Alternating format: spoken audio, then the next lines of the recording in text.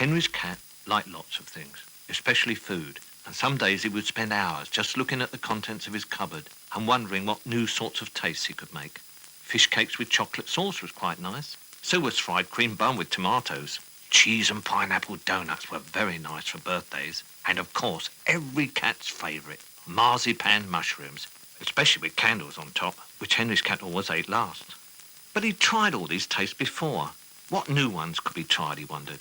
Sausages, cakes, bananas, ice cream, fish. Fish! That was it. There were lots of fish he hadn't tried, but he couldn't think of any of their names, except sardines, which he had tried, and whales, which he hadn't. That decided it. He would have a whale, but he was not quite sure what a whale looked like. It would probably be a bit like a sardine, only larger. Oh, he thought, I'll recognise it by the large tin it'll be in. Henry's cat checked his fish book and discovered that whales were much larger than sardines and didn't live in tins either. Oh, that's a problem, he thought to himself. But Henry's cat was not one to be put off by problems of that sort. If big whales swim in the sea, which is big, then little whales will swim in ponds, which are little. That's logical, he thought. And as he was only a small cat, a small whale would easily satisfy him. Henry's cat got out his fishing rod and some bait, and he set off to the village pond to fish for whales. He had been there over half an hour without catching anything, except an old boot and a bicycle wheel, when Chris Rabbit came along and asked Henry's cat what he was doing. Oh, I'm catching whales, he said. But I seem to be better at catching wheels. Oh, what bait are you using? Asked Chris Rabbit. Mainly marmalade, Henry's cat replied.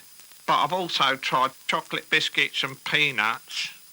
You won't catch whales like that, said Chris Rabbit. They're very cunning. You have to trick 'em. How?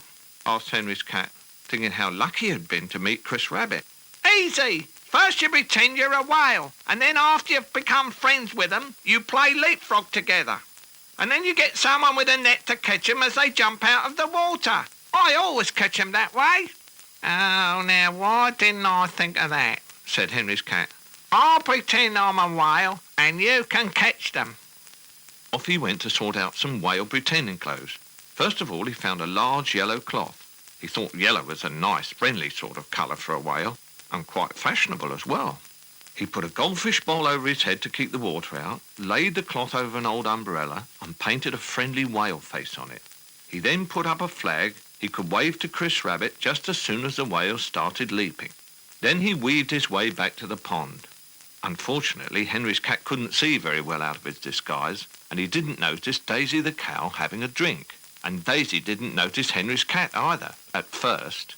But when she did, she jumped straight into the pond, because what looks friendly to whales doesn't always look friendly to cows.